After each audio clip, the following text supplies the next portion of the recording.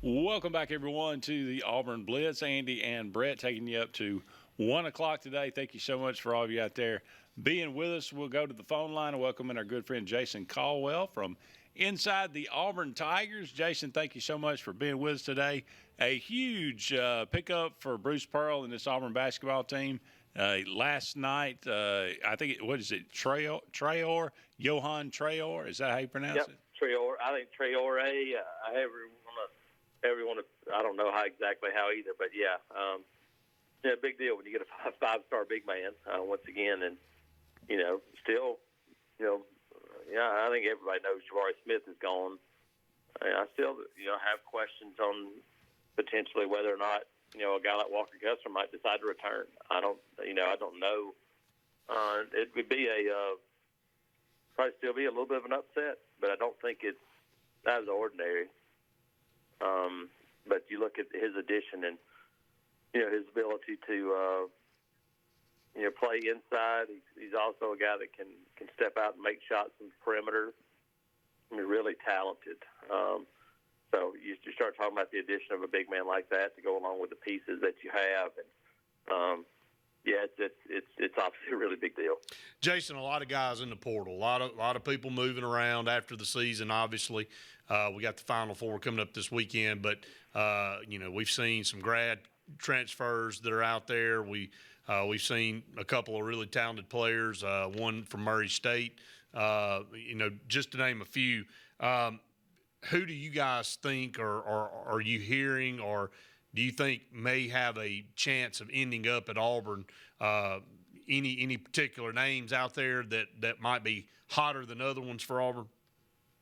Yeah, I think if you're thinking about basketball transfers, I think people should focus more on wing shooters, guys that are wing scorers, 6'6", 6'7", that play the three position. To me, that's the spot for Auburn.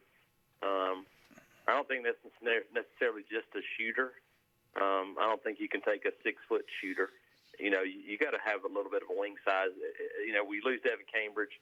Alan Flanagan's a little older. You got to have somebody else that can play that role. So I would think a guy like Brandon Murray that's leaving LSU right now, proven scorer, a guy that's played in this league.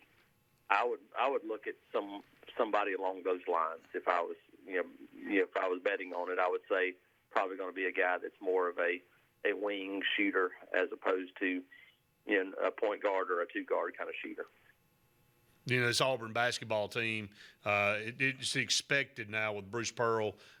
You're excited when you see a big name come across, but you also kind of go, well, I'm not surprised. And back in the day, we would have been blown away to get a five-star. It seems like that's commonality now with what Bruce Pearl has built and continues to build. I want to get over to football spring practice. We know A-Day's coming up. Just your thoughts so far on what's been going on. I know we talked a little bit off the air. There's just not a lot of players out there right now, a lot of injuries, depleted roster with guys leaving in the portal. Just kind of an update where Auburn is. Yeah, I think it's been, obviously you look and it's a numbers game right now in the spring, for this group. Not a ton of numbers out there at the moment. When you look at across the board, they got some spots where there's some young guys getting some valuable playing time and some valuable experience in the spring. So that's been probably the best part of it is that you're going to have to count on some of these guys and they're getting a chance to get on the field. But obviously everybody kind of focuses on the quarterback spot and you go quarterback position. I think it's almost an incomplete right now because of Zach Calzada. He's not out there, taking part in team drills. He's throwing the ball, and he throws it well, does some of those things, but they're not putting him in an 11-on-11 situation to where he might get knocked down and fall on that shoulder, and they're giving him more time to heal, but he's throwing the ball well.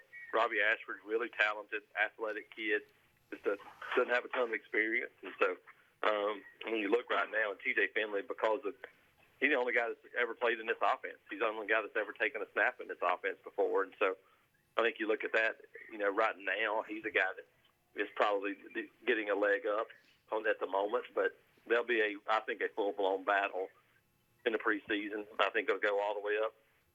It may go into the first game, before that thing's done. But I think overall the attitude's really good. You can see, I think, more cohesiveness than a year ago, and heck, they've been able to sit down and have team meetings together, and do some of those things as a team. And so I think there's some pieces in place.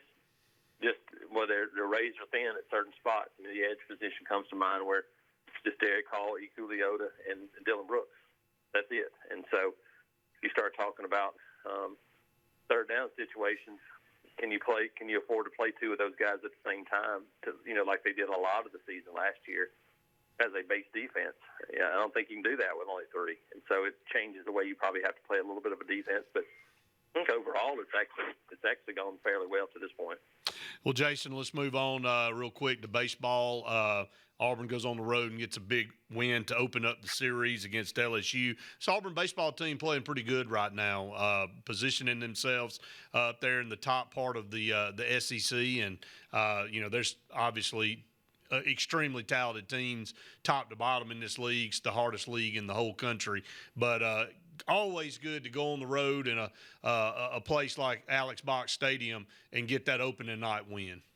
It is, and you give yourself now an opportunity to win a series on the road. If Auburn were to get another win in the next couple of days, they hadn't won 4 consecutive SEC road series since 1997-98. You're talking about 25 years or so. So it shows you it's not an easy thing to do. And it carries over from last season to this year. But, they got a lot of depth. Can you get enough starting pitching to get into the games? That's kind of the key. And the offense scores all their runs in one inning, but you still scored 6 runs. 6 runs in an SEC game. Give yourself a chance to win. And that's what they did last night. And, it'll take more good pitching this weekend and timely hitting. That's the key. Good pitching, timely hitting. And, they won a 1-run game. They lost a bunch of 1-run games last year. And it shows you the difference between being 10-20 and 15-15 in this league, and potentially hosting a regional is a couple of 1-run games. And that's what you're gonna have to do in this league, because it's tough. It's a grind. You look across this league right now, and there's a bunch of really good baseball programs that, after a couple of weeks, are sitting there, 3-3 or 3-4, whatever it is. It just shows you how hard it is. Jason, have a great weekend. Appreciate it. Thank you, buddy. Thanks. Appreciate it. Talk to you, buddy.